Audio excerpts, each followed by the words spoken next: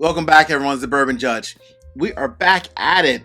So today we're going to dive into just overall, just some whiskeys that I think the quality of the whiskey is actually pretty decent, but I don't know if the price matches the quality of the whiskey. And that is the challenge I have. So we're going to dive into three whiskeys that are honestly, they're just not worth their price point. At least not for me and for most people that I talk to in the whiskey community. Cool?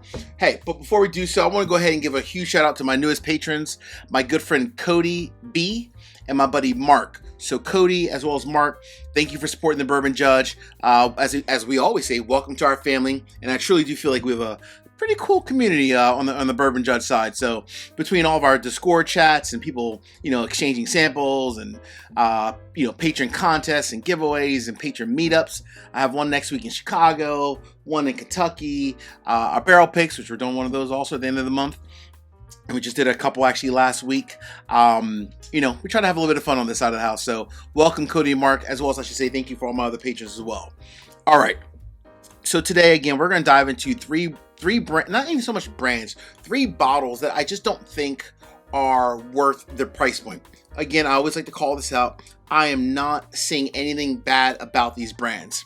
The whiskey itself, I actually do enjoy. I just don't like the price point. So that's a completely different distinction. Cool? I actually like the whiskey. I just don't like the price point of these bottles. Is that fair? Okay.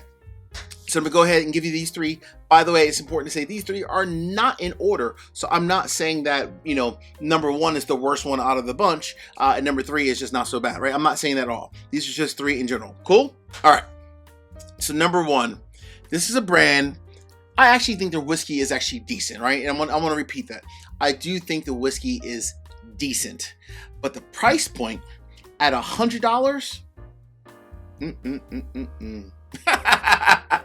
it just does not align. I don't know who they are kidding, but Blue Run. I mean, and there's so many different versions of Blue Run. You got the high rye bourbon. This one here is the rye whiskey. I mean, for the most part, most Blue Run bottles typically are about $90 to $100. And no offense to Blue Run, their whiskey is not $90 to $100 price points. They have some other special releases that are even more expensive, which is a whole nother story. I'll leave that for another day.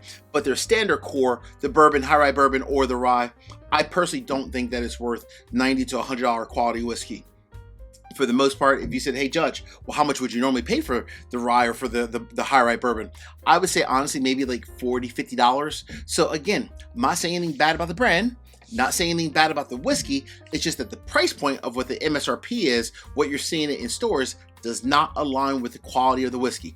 This should be a $40 to $45 bottle every day, all day. It is what it is. That's Blue Run. So you might be also wondering, so Judge, what would you buy less than $100 other than Blue Run? Well, anything. I mean, seriously, truly. I mean, there's so many different other brands. We could be here all day.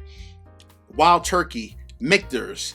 There's a ton of different, even craft distilleries that are out there. Middle West Spirits, Sagamore. I mean, there's so many other great products that are out there, like a Russell's product, $50, $60. Middle West Spirits, $40, $50.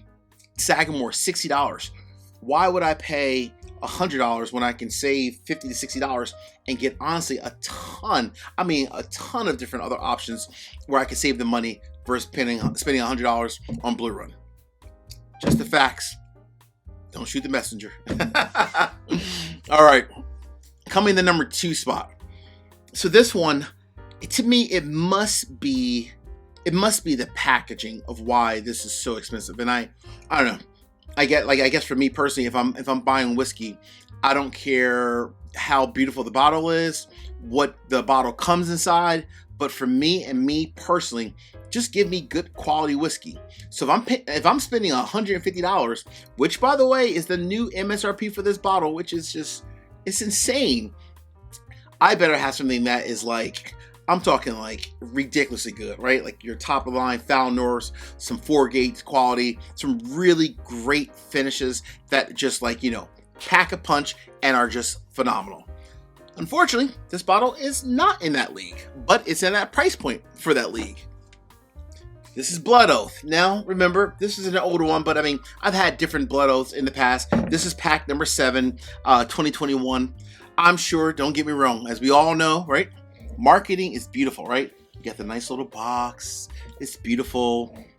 You know, all the other releases, they're always finished whiskeys, finished expressions, I should say, coming in, I think, yeah, right, 98.6 proof. Beautiful packaging, right? Every year on the side, you get the year, so the pack number. So this is pack 7 from 2021. I can no longer justify it. Again, the presentation is amazing, right? You have the beautiful bottle, the year, the pack number. It looks phenomenal, but the quality of the whiskey, no way it's $150 quality whiskey. No way. This bottle used to be, I think years ago, $90, $95. Now it's like $150. I can't justify it anymore, and I just can't spend that amount of money on this bottle. I just can't do it. I personally cannot do it. I don't think the quality of the whiskey is there. I love, you know, obviously, of course, Lux Royal and so forth, but I just don't love that price point. So you might be wondering, well, Judge, if I really want a good quality finished whiskey, don't I have to spend $150? No, you don't. You could buy other finished whiskeys that are out there that are really good quality, and honestly, probably the same level as this quality, for 50, 60 bucks. Starlight, they are the king of finishes. Nulu, they're the king of finishes. So any Starlight or Nulu bottle is going to be anywhere from like $60 to maybe $80, maybe $80, $85, but you're still saving a lot of money compared to a bottle that is $150.